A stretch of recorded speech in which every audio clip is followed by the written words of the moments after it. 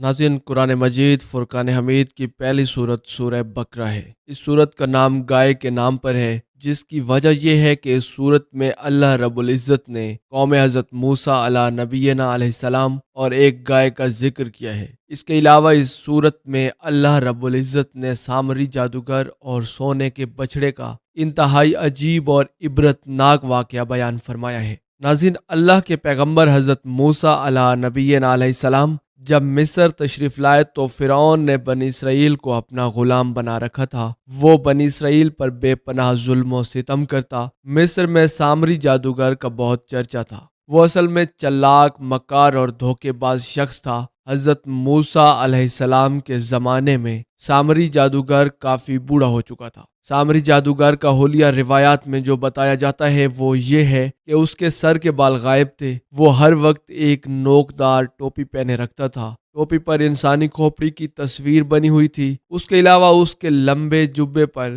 گائے، بیل، بچھڑے، ناگ اور سانپوں کی تصویریں بنی ہوتی تھی۔ سامری جادوگر کی آنکھیں کانچ کی طرح چمکتی تھیں۔ ناک قدرے ابھرے ہوئے، گال اندر کو پچکے ہوئے تھے۔ اس کے علاوہ چہرے کی خوفناک جھریاں اس کی عمر کا راز بتاتی تھی۔ سامری جادوگر اپنی قوم سمیری کی وجہ سے مشہور تھا۔ سامری کا قبیلہ مصریوں کی طرح گائے، بیل اور بچھڑے کی پوجا کیا کرتا تھا۔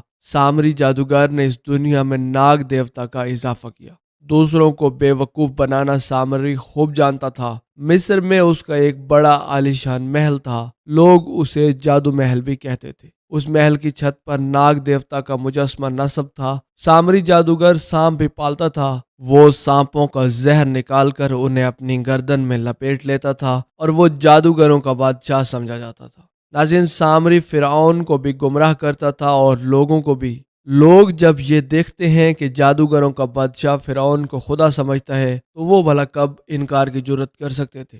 سامری جادوگر ہر کھیل شروع ہونے سے پہلے فرعون کو سجدہ کرتا اور اس کے ساتھ سب لوگ فرعون کو سجدہ کرنے لگتے۔ اللہ کے نبی حضرت موسیٰ علیہ نبینا علیہ السلام نے لوگوں کو سمجھانے کی ہر ممکن کوشش کی اور کہا، لوگوں، جادوگری کفر ہے، اسے چھوڑ دو۔ مصریوں میں تو جادو ٹونے کا رواج عام تھا۔ سامری جادوگر کے چرچے ہر جگہ تھے۔ جادوگری کے لیے اس کے پاس کئی چیزیں تھیں۔ یہ سب چیزیں وہ ایک پٹارے میں رکھتا تھا۔ وہ پٹارا اس نے اپنے جبے میں چھپایا ہوا ہوتا تھا۔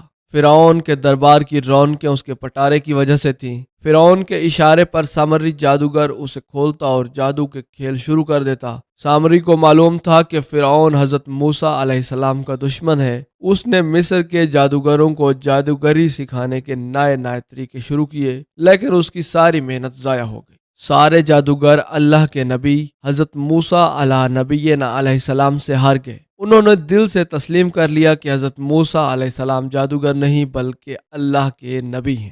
سامری ان جادوگروں کا بادشاہ تھا۔ اس نے جب حالات بدلتے دیکھے تو سوچنے لگا، اب تو سارے جادوگر ایمان لے آئے ہیں، اب میری جادوگری کس کام؟ اس نے ایک چال چلی اور اوپر سے حضرت موسیٰ علیہ السلام پر ایمان لے آیا، مگر اندر سے وہ کافر ہی رہا۔ حضرت موسیٰ علیہ السلام نے ایک مرتبہ اڑن تشتری کا جادوئی کھیل دیکھا۔ سامری نے ایک تشتری بنائی اور اس پر چند منتر پڑھے، پھر زندہ سانپوں کی مالا گلے میں ڈالی اور آنکھیں بند کر کے منہ میں کچھ بڑبڑاتا رہا۔ لوگوں نے محسوس کیا کہ سامری کا قد چھوٹا ہو رہا ہے، یہاں تک کہ وہ ایک بونے کے برابر رہ گیا ہے۔ پھر وہ اچھل کر اس تشتری پر بیٹھ گیا اور پھر وہ تشتری اڑنے لگی۔ اڑن تشتری ہوا میں جب اڑنے لگی، تماشائی سامری جادوگر کے نعرے لگانے لگے۔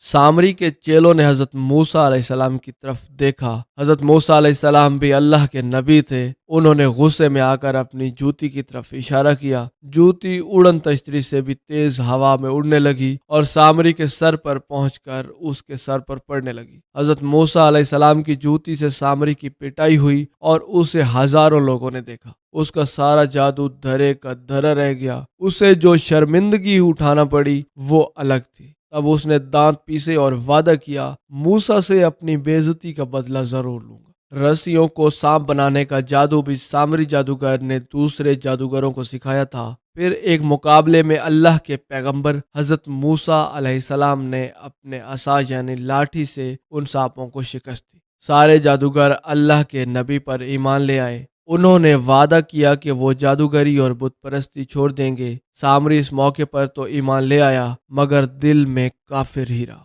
فرعون نے ایمان لانے والے جادوگروں کو سولی دے دی۔ سامری نے موقع پر یہ کہہ کر فرعون سے اپنی جان بچائی کہ میں موسیٰ کے بجائے آپ کا وفادار رہوں گا۔ وہ اس وقت بنی اسرائیل کے ساتھ شامل ہو گیا۔ وہ اب بھی اللہ کا باغی تھا۔ بغاوت اور سرکشی اس کے انگ انگ میں رچی بسی ہوئی تھی۔ ناظرین، بنی اسرائیل مصریوں کی غلامی سے نکل کر فلسطین کی طرف جا رہے تھے اور اللہ کا باغی سامری بھی اس کے ساتھ تھا۔ بنی اسرائیل نے صحرائے سینا میں خیمے لگائے۔ ایک روز ان میں سے ایک شخص مردہ پایا گیا۔ لوگوں نے ایک دوسرے پر الزام لگانا شروع کر دیا۔ اللہ کے نبی حضرت موسیٰ علیہ نبینا علیہ السلام کے سامنے یہ واقعہ بیان کیا گیا تو انہوں نے اللہ رب العزت کے حضور عرض کی، اے باری تعالیٰ، اس واقعے سے قوم میں فتنہ و فساد کی آگ بڑھنے والی ہے، تو میری مدد فرما۔ ناظرین، اس واقعے کے پیچھے اصل میں سامری جادوگر کا ہاتھ تھا۔ اس نے قتل کا الزام ان لوگوں پر لگایا جو بہت نیک اور پرہیزگار تھے۔ اللہ سبحانہ و تعالیٰ نے اپنے پیغمبر حضرت موسیٰ علیہ السلام سے فرمایا، بنی اسرائیل سے کہو ایک گائے ذبح کریں اور اس کا تھوڑا سا گوشت مقتول کے جسم سے مس کریں، معاملہ خود بخود صاف ہو جائے گا۔ ناظرین، یہ بات سورہ بقرہ کی آیت نمبر 67 میں موجود ہے۔ حضرت موسیٰ علیہ السلام نے بنی اسرائیل کو حکم سنایا تو انہوں نے اپنی عادت کے مطابق فضول بحث شروع کر دی۔ مصریوں کی غلامی میں رہتے رہتے وہ گائے، بیل اور بچڑے کو مقدس ماننے لگے تھے۔ اس لیے سامری نے انہیں بھڑکایا اور کہنے لگا، اگر یہ واقعی اللہ کا حکم ہے تو گائے کا رنگ کیسا ہو، گائے کیسی ہو؟ حضرت موسیٰ علیہ السلام نے اللہ سبحانہ و تعالیٰ کی ہدایت کے مطابق ان تمام سوالات کے جواب دیے۔ تب بنی اسرائیل نے گائے ذبح کی اور اس کے جسم کے ایک حصے کا گوشت مقتول سے چھوا۔ وہ اللہ سبحانہ و تعالیٰ کے حکم سے زندہ ہو گیا اور اس نے قاتل کی نشاندہی کر دی۔ قاتل سامری جادوگر کا دوست نکلا۔ اس کے بعد حضرت موسیٰ علیہ السلام نے قوم کو سمجھایا،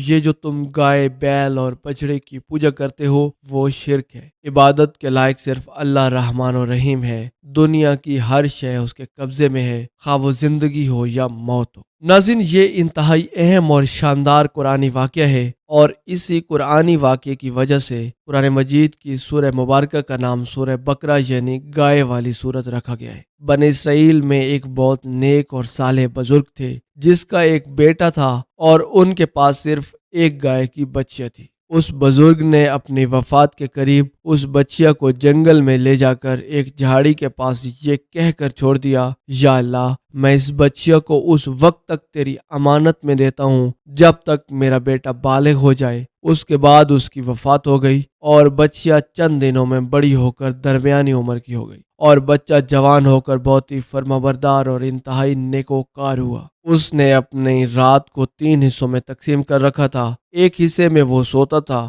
اور ایک میں اللہ سبحانہ و تعالیٰ کی عبادت کرتا اور ایک حصے میں اپنی ماں کی خدمت کرتا اور روزانہ صبح جنگل سے لکڑیاں کاٹ کر لاتا اور ان کو فروخت کر کے 1/3 رقم صدقہ کر دیتا اور 1/3 اپنی ذات پر خرچ کرتا اور 1/3 اپنی والدہ کو دے دیتا۔ ناظرین، ایک دن لڑکے کی ماں نے کہا، میرے بیٹے، تمہارے باپ نے میراث میں ایک بچیا چھوڑی تھی جس کو انہوں نے فلاں جھاڑی کے پاس جنگل میں اللہ کی امانت میں سونپ دیا تھا۔ اب تم اس جھاڑی کے پاس جا کر یوں دعا مانگو، اے ابراہیم، اے اسماعیل اور اے اسحاق کے خدا، میرے باپ کی سونپی ہوئی امانت مجھے واپس دے دے۔ اور اس بچیا کی نشانی یہ ہے کہ وہ پیلے رنگ کی ہے اور اس کی کھال اس طرح چمک رہی ہوگی کہ گویا سورج کی کرنیں اس میں سے نکل رہی ہیں۔ یہ سن کر لڑکا جنگل میں جھاڑی کے پاس گیا اور دعا مانگی تو فوراً ہی وہ گائے دوڑتی ہوئی آ کر اس کے پاس آ کھڑی ہوئی اور وہ لڑکا اسے پکڑ کر اپنے گھر لے آیا۔ ماں نے کہا، بیٹا، تم اس گائے کو لے جا کر بازار میں 3 دینار میں فروخت کر ڈالو، لیکن کسی گاہک کو میرے مشورے کے بغیر نہ دینا۔ ان دنوں بازار میں گائے کی قیمت 3 دینار تھی۔ بازار میں ایک گاہک آیا جو در حقیقت اللہ کا فرشتہ تھا۔ اس نے آ کر کہا، میں 3 دینار سے زیادہ قیمت دوں گا، مگر شرط یہ ہے کہ ماں سے مشورہ کیے بغیر یہ گائے مجھے فروخت کر ڈالو۔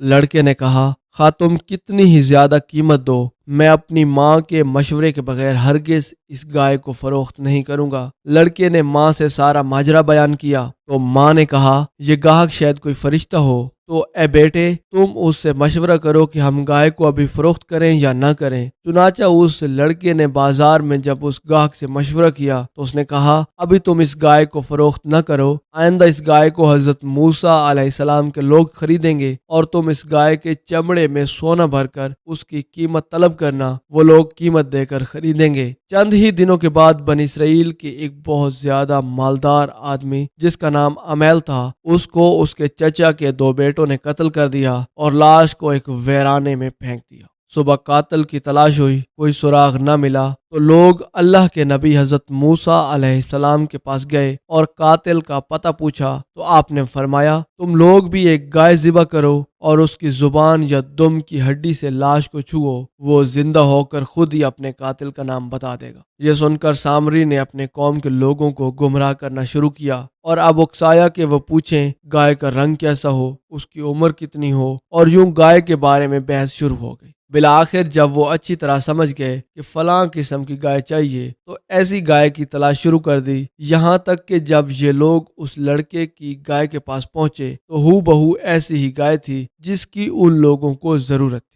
ان لوگوں نے گائے کو اس کے چمڑے میں سونا بھر کے خرید لیا اور ذبح کر کے اس کی زبان یا دم کی ہڈی سے اس قتل ہونے والے کو چھوا تو وہ زندہ ہو کر بول اٹھا، میرے قاتل میرے چچا کے دونوں بیٹے ہیں جنہوں نے میرے مال کے لالچ میں مجھے قتل کر دیا ہے۔ یہ بتا کر وہ پھر مر گیا اور ان دونوں قاتلوں کو قتل کر دیا گیا۔ ان میں سے ایک سامری جادوگر کا دوست تھا اور اسی کی ایما پر اسے قتل کیا تھا۔ ناظرین، اس پورے واقعے کو قرآن مجید فرقان حمید کی مقدس آیات میں اس طرح بیان فرمایا گیا ہے، اور جب موسیٰ نے اپنی قوم سے فرمایا، خدا تمہیں حکم دیتا ہے کہ ایک گائے ذبح کرو، بولے کہ آپ ہمیں مسخرہ بناتے ہیں۔ فرمایا، خدا کی پناہ کہ میں جاہلوں میں سے ہوں۔ بولے، اپنے رب سے دعا کیجئے کہ وہ ہمیں بتا دے گائے کیسی ہو۔ وہ فرماتا ہے، ایک گائے ہو، نہ بوڑھی اور نہ اوسر، بلکہ ان دونوں کے بیچ میں ہو، کرو جس کا تمہیں حکم ہے۔ بولے، اپنے رب سے دعا کیجئے ہمیں بتا دے اس کا رنگ کیا ہوگا۔ کہا، وہ فرماتا ہے، وہ ایک پیلی گائے ہے جس کی رنگت دبدباتی دیکھنے والوں کو خوشی دیتی ہے۔ بولے، اپنے رب سے دعا کیجئے کہ ہمارے لیے صاف بیان کر دے کہ وہ گائے کیسی ہو۔ بے شک گایوں میں ہم کو شبہ پڑ گیا ہے اور اللہ چاہے تو ہم راہ پا جائیں گے۔ فرمایا، وہ فرماتا ہے کہ ایک گائے ہے جس سے خدمت نہیں لی جاتی، نہ زمین جوتے اور نہ کھیتی کو پانی دیتے، بے عیب ہے، جس میں کوئی داغ نہیں۔ بولے، اب آپ ٹھیک بات لائے ہو تو اسے ذبح کیا، اور وہ ذبح کرتے وقت معلوم نہ ہوتے تھے، اور جب تم نے ایک خون کیا تو ایک دوسرے پر اس کی تہمت ڈالنے لگے، اور اللہ کو ظاہر کرنا تھا جو تم چھپاتے تھے۔ تو ہم نے فرمایا، اس مقتول کو اس گائے کا ایک ٹکڑا مارو، مردہ چلائے گا، اور اللہ یوں ہی تمہیں اپنی نشانیاں دکھاتا ہے۔ ناظرین، حضرت موسیٰ علیہ السلام جب اللہ سے باتیں کرنے کوہ طور پر تشریف لے گئے، سامری نے عدم موجودگی سے ناجائز فائدہ اٹھاتے ہوئے بچڑے کی مورتی بنائی۔ یہ سونے چاندی کا بچڑا بھائیں بھائیں کرتا تھا اور دوڑتا بھی تھا۔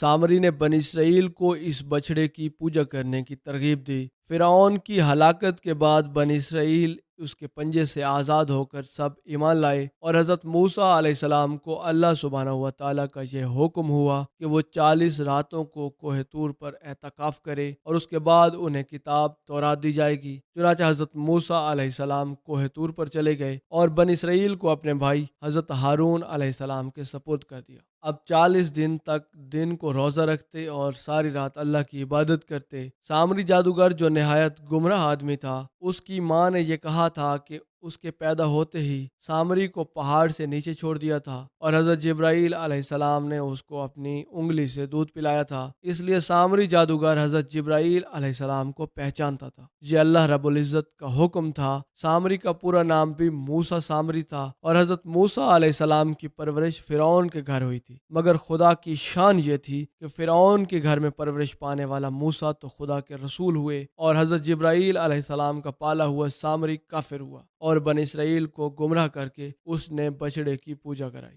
ناظرین، جن دنوں حضرت موسیٰ علیہ السلام کوہ طور پر اعتکاف میں تھے، سامری نے آپ کی غیر موجودگی کو غنیمت جانا اور یہ فتنہ برپا کر دیا۔ اس نے بنی اسرائیل کے سونے چاندی کے زیورات کو مانگ کر پگھلایا اور اس سے ایک بچڑا بنایا، اور حضرت جبرائیل علیہ السلام کے گھوڑے کے قدموں کی خاک جو اس کے پاس محفوظ تھی، اس نے وہ خاک بچڑے کے منہ میں ڈال دی تو وہ بچڑا بولنے لگا۔ پھر سامری نے بنی اسرائیل سے کہا، اے میری قوم، موسیٰ کوہ طور پر اللہ کے دیدار کے لیے تشریف لے گئے ہیں، حالانکہ تمہارا خدا تو یہ بچڑا ہے، لہٰذا تم لوگ اسی کی عبادت کرو۔ سامری جادوگر کی اس تقریر سے بنی اسرائیل گمراہ ہو گئے، اور 12,000 آدمیوں کے علاوہ ساری قوم نے چاندی اور سونے کے بچڑے کو بولتا دیکھ کر اس کو خدا مان لیا اور اس کے آگے سجدے کرنے لگے اور اس بچڑے کی پوجا کرنے لگے۔ اللہ سبحانہ و تعالیٰ نے قرآن مجید کی سورہ اعراف کی آیت نمبر 148 میں یہ ذکر کیا ہے، اور موسیٰ کے بعد اس کی قوم اپنے زیوروں سے ایک بچڑا بنا بیٹھی، بے جان کا دھڑ گائے کی طرح آواز کرتا ہے۔ جب 40 دنوں کے بعد اللہ کے نبی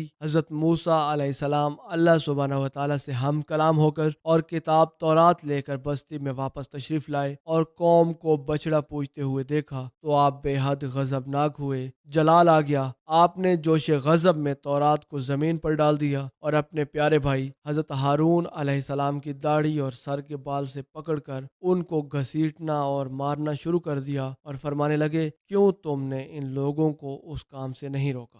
سورہ اعراف کی آیت نمبر 150 میں یہ بات موجود ہے۔ حضرت ہارون علیہ السلام معافی مانگنے لگے۔ قرآن مجید میں ہے، کہا، اے میری ماں جائے، قوم نے مجھے کمزور سمجھا اور قریب تھا کہ مجھے مار ڈالیں، تو مجھ پر دشمنوں کو نہ ہنسا اور مجھے ظالموں میں نہ ملا۔ حضرت ہارون علیہ السلام کی معذرت سن کر اللہ کے نبی حضرت موسیٰ علیہ نبینا علیہ السلام کا غصہ ٹھنڈا ہو گیا۔ اس کے بعد آپ نے اپنے بھائی حضرت ہارون علیہ السلام کے لیے رحمت اور مغفرت کی دعا فرمائی۔ پھر آپ نے اس بچڑے کو توڑ پھوڑ کر اور جلا کر اس کو ریزہ ریزہ کر کے دریا میں بہا دیا۔ ناظرین، سامری کی اس حرکت پر حضرت موسیٰ علیہ نبینا علیہ السلام نے اسے بد دعا دی۔ وہ اللہ کے حکم سے پاگل ہو گیا۔ اس باغی اور سرکش کی موت اس پاگل پن کی وجہ سے ہوئی۔ وہ بیابان میں سویا ہوا تھا کہ سورج نکلنے پر راہگیروں نے دیکھا کہ سامری مرا پڑا ہے۔ جادو کا پٹارا اس کے سینے پر تھا۔ اس نے دونوں آستینوں میں بت چھپا رکھے تھے۔